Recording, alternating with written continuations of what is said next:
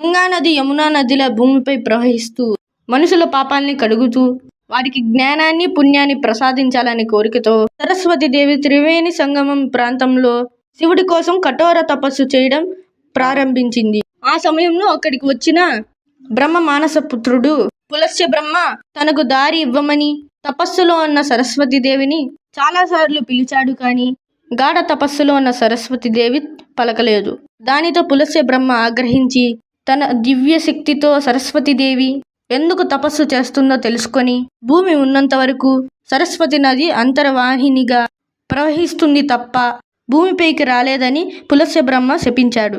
తల్లిని తిట్టినవాడు శపించినవాడు అసురుడితో సమానం కాబట్టి నన్ను శపించినందుకు రావణుడు కుంభకర్ణులు లాంటి అసురులు పుట్టి నీ వంశం అంతమైపోతుందని సరస్వతీదేవి పులసబ్రహ్మని శపించింది. దాంతో పులసబ్రహ్మ తన తప్పును తెలుసుకొని తనని క్షమించమని ప్రాధేయపడ్డంతో విభీషణుడు లాంటి మహా విష్ణుభక్తుడు పుడతాడు. కానీ వంశనాశనం తప్పదని చెబుతుంది.